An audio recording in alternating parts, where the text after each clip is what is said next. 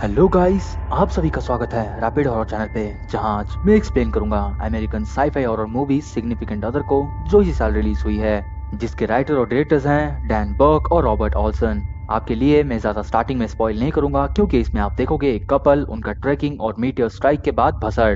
अब बिना किसी के सर को टुकड़ों में काटे जल्दी से स्टोरी शुरू करते हैं।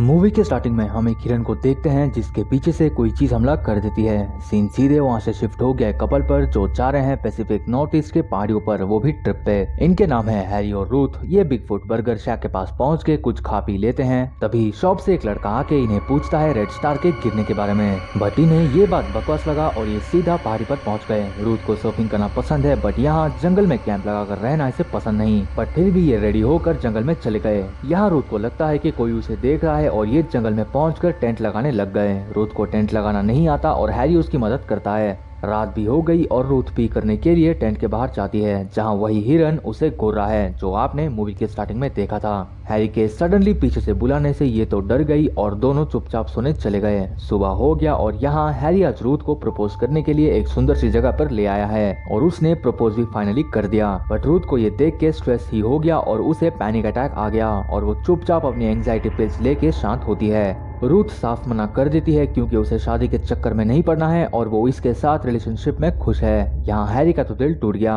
ये दोनों चुपचाप टेंट पर पहुंच गए और यहाँ रूथ यही चीज क्लियर करती है कि उसको ये सब अच्छा नहीं लगता। वो हैरी के साथ खुश है और हैरी उसके साथ। हैरी को रूथ का और रूथ का हैरी का साथ चाहिए बस। असल में रूथ के पेरेंट्स के अलग होने की वजह से इसे उस चीज का स्ट्रेस भी है, इसीलिए वो मैरिज से खुश नहीं है। ये वही पैनिक अटैक के बारे में बात करते करते झगड़ गए। नेक्स्ट डे सुबह हैरी वॉक के लिए चला गया है और रूथ के लिए उसने एक नोट छोड़ा है। रूथ वो देखती है और अपने थेरेपिस्ट को कॉल करने का सोचती है। यहाँ पे नेटवर्क है ही नहीं, इसीलिए रूथ चुपचाप अपना फोन लेके जंगल में चली गई नेटवर्क ढूंढने के लिए। रूथ यहाँ पर डॉक्टर को कॉल करती है, बट डॉक्टर का फोन उठाने पर भी वो बिना बोले ही कॉल काट देती है। थोड़ी देर में उसे वही हिरन वहाँ पे मरा हुआ मिलता है जिसके ऊपर कोई काली रंग की चीज है। इन दोनों को ये फंगस लगता है और ये चुपचाप वहाँ से टेंट में चले गए। शाम भी हो गया और हैरी डियर के बारे में इन्फॉर्मेशन रूथ को सुनाता है कि या तो ये वायरस या कोई दूसरी चीज की वजह से हिरन मरा होगा। खैर, इनके बीच में रिश्ता अभी भी वही प्योर वाला है, जिससे ये एक दूसरे से कन्फेस करते हैं और थोड़ा टाइम स्पेंड एक साथ करते हैं। रूथ भी खुश है और हैरी भी। नेक्स्ट डे सुबह रूथ बाथरूम के लिए जाती है जंगल में और एक फ्लावर को वो दिखती है। वहाँ वहीं उसके पीछे वही छोटा सा केव भी दिखती है, जहाँ ब्लू कलर का लिक्विड शाइन कर रहा है। वो उस लिक्विड का पीछा करते करते केव के अंदर आ गई और वो फाइनली उस लिक्विड को भी चेक करती है। तभी वो अपने पीछे देखती है और चीखने से पहले ही सीन हैरी पे शिफ्ट हो गया। हैरी यहाँ पर थोड़ा रूथ के लिए वेट करता है, बट रूथ के ना आने पर उसे ढूंढने के लिए वो जंगल में चला गया। रूथ उसे जंगल में एक जगह पे खड़ी हुई मिलती है और रूथ उसे सॉरी भी कहती है। ये दोनों चुपचाप आगे बढ़ते हैं और यहाँ रूथ हैरी को घूर रही है। रात में ये दोनों टेंट लगाते हैं और सो जाते हैं, बट रात में रूथ टेंट से गायब है और हैरी उसे ढूंढने के लिए फिर बाहर जाता है, जहाँ रूथ ने अभी से डरा दिया, वो भी नाइफ पकड़कर। यहाँ आपको रूथ की बिहेवियर थोड़ी सी अजीब लग रही होगी। देखते रहो, तोते उड़ने वाले हैं। हैरी के चाकू मांगने पर रूथ ने उसको चुपचाप चाकू दे दिया और दोनों सोने चले गए, बट रूथ की आंखें खुली की खुली है रात से लेकर सुबह तक। सुबह रूथ चुपचाप जंगल की तरफ मुंह करके बैठी हुई है, जहाँ हैरी उससे बात करता है। वो उससे सॉरी भी कहता है कल के प्रपोजल के लिए, बट रूथ ने सीधा ही बोल डाला कि मुझे फिर से आज प्रपोज करो। ये सुन के हैरी के तो भाग खुल गए और वो खुश हो गया। ये दोनों वही जगह चल दिए जहाँ पहले इनका प्रपोजल टूट गया था।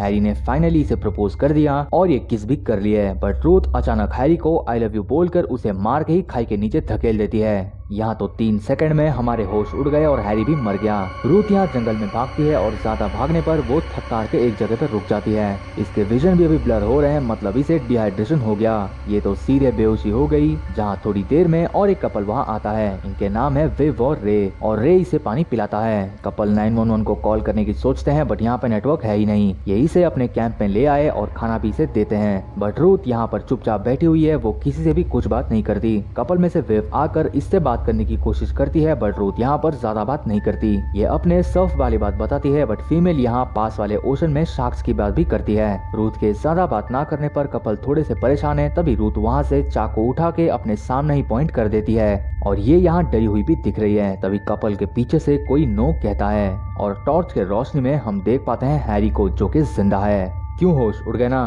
हैरी सीधा इनकी तरफ बढ़ता है बड़े खुश होकर और रूथ तो वहाँ से भाग गई। उसके पीछे पीछे विव भी भाग गई और रे के हाथ को हैरी ने तो एक उंगली से ब्लेड निकालकर काट ही डाला। ये तो गया और विव भी रे बुला रहा सोचकर उसके पास जाती है, बट रे तो गया, वो भी विव के सामने। हैरी ने सीधा इसके सर के 2 ही टुकड़े करके इसको जान से मार दिया और ये भी मर गई। अब हैरी रूथ की तरफ बढ़ता है और रूथ को मारने की कोशिश करता है, बट मार नहीं पाता। असल में यह हैरी है ही नहीं। जब रूथ केव में गई थी तब उसने देखा कि हैरी उसी तरह मरा हुआ है जैसे मरा था वो हिरन, और हैरी को मरा हुआ देखकर इसने चीख मारा था और वो चुपचाप वहाँ से जाके जंगल में पहुंच गई और इसे फिर से पैनिक अटैक आ गया था। इसने अपनी पिल्स ले ली थी और आधी नीचे गिरा दी थी। ये थोड़ी शांत हुई ही थी कि तभी वहाँ पे हैरी आ गया। मतलब हैरी के शक्ल में ये जो कोई भी है, असल में ये एक एलियन स्पीशीज है जो इंसान या जानवर को मार के उनके डीएनए से ये खुद को बिल्कुल विकसित ही कर देते हैं। का मतलब हर कोई छोटी सी चीज उनकी मेमोरीज से लेके उनकी हैबिट तक। इसीलिए रूथ अगर हैरी के लाश को देखती तक नहीं तो इसे कभी ये पता नहीं लग पाता कि हैरी के शक्ल में ये कोई क्रीचर है। अब ये क्रीचर रूथ को मारने की कोशिश करता है बट मार नहीं पाता, क्योंकि वो बोलता है कि वो रूथ से प्यार करता है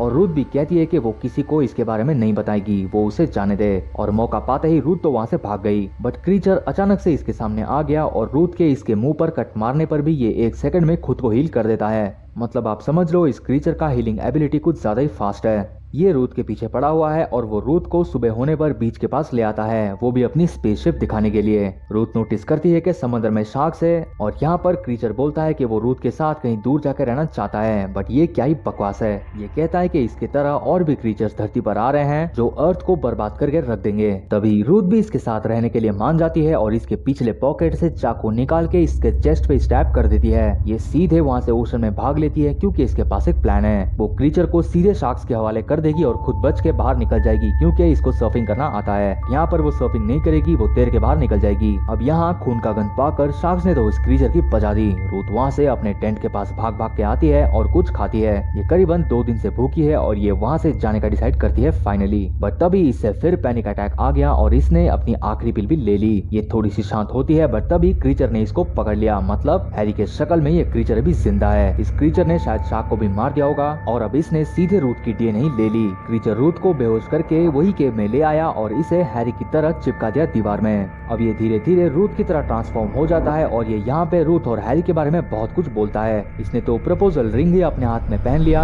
और अब ये यहाँ पर रूथ का दर्द से लेके हर चीज फील कर सकता है जो रूथ फील करती है और अब ये रूथ को भी मार देगा। बट तभी रूथ इसे कहती है कि जो दर्द मेरे अंदर है तुम उसे भी फील कर सकते हो, यानी हर एक चीज। तुम फ्यूचर देख नहीं सकते, तुम जैसों की हालत भी वैसी ही होगी जैसे हम ह्यूमन फील, ऑब्जॉर्ब, अडैप्ट और पेन फील करते हैं। इतना सुन के रूथ के शक्ल में क्रीचर तो पैनिक ही करने लग गई। अगर ये क्रीचर रूथ की तरह पैनिक करेगी तो मर जाएगी। रूथ का प्लान भी यही था और अब क्रीचर रूथ के पिल्स की तरफ बढ़ता है, बट यहाँ पर पिल्स तो खाली है क्योंकि रूथ ने आधी पिल्स ही जंगल में गिरा दी थी। रूथ खुद को फाइनली फ्री करके इसे और सुनाती है ताकि ये पैनिक करते करते मर जाए। क्रीचर तभी पैनिक करके नीचे गिर गया और रूथ तभी इसे शांत करती है और तभी रूथ एक बड़ा सा पत्थर उठाकर मार मार के इस क्रीचर का शक्ल ही बिगाड़ देती है या कहो मुक्त कर देती है। रूथ तो वहाँ से भाग लेती है बट हम देख पाते हैं कि क्रीचर के सेल्स अपने आप ही जुड़ने लगते हैं। रूथ सीधा भाग के अपने कार के पास आ गई और वहाँ से फाइनली वो निकल लेती है। थोड़े आगे जाने पर रूथ रेडियो पे सुनती है कि वो क्रीचर उसे बोल रहा है कि रूथ उससे नहीं छुप सकती क्योंकि वो रूथ के बारे में हर एक छोटी सी चीज जानता है और उससे बड़ी बात जो अर्थ पर आ रहा है। रूथ ने तो रेडियो ही बंद कर दिया और वो चुपचाप वहाँ से निकल लेती है। तभी हम वही माउंटेन पर देख पाते हैं कि बहुत सारे मीटियर्स अर्थ के एटमॉस्फेयर में घुस रहे हैं, का मतलब एपोकैलिप्स। और इसके साथ यहाँ फाइनली ये मूवी एंड हो गई।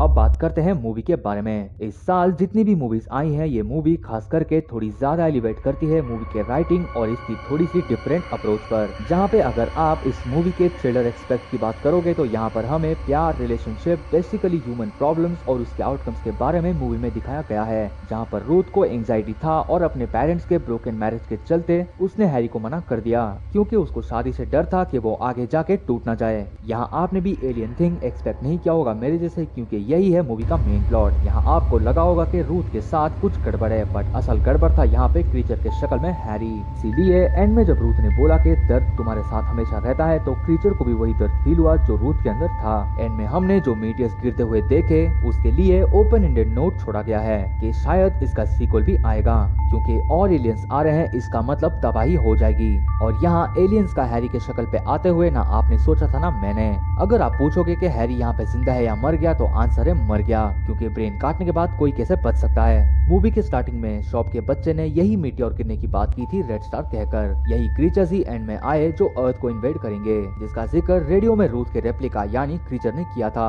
मतलब पूरी तरह से एपोकैलिप्टिक फ्यूचर आगे होने वाला है। मूवी इसी साल अक्टूबर को आई थी और इसकी रेटिंग 5.7 की है IMDb में। ये मूवी आपकी वन टाइम वॉच तो जरूर होनी चाहिए, और इस मूवी ने कुछ नया दिया है हम ऑडियंस को। अगर इस मूवी में थोड़ी सी स्लैशर होती तो मूवी बहुत बढ़िया ही बन जाती। मैं ऐसा क्यों बोल रहा हूँ आप अगली वीडियो में देख लेना। आई होप आपको ये वीडियो पसंद आया होगा। वीडियो अच्छी लगी तो वीडियो को एक लाइक जरूर करना। कमेंट करके बताओ क्या तुम्हें भी एलियंस देखना है। चैनल पे आप नए हो तो एक्समैन की नाजायज औलाद की ब्लेड से सब्सक्राइब करके बेल नोटिफिकेशन को लाल से कोरा कर दो। मिलते हैं अगली वीडियो में, तब तक के लिए बाकी प्लेलिस्ट एंजॉय कर लेना। Bye bye.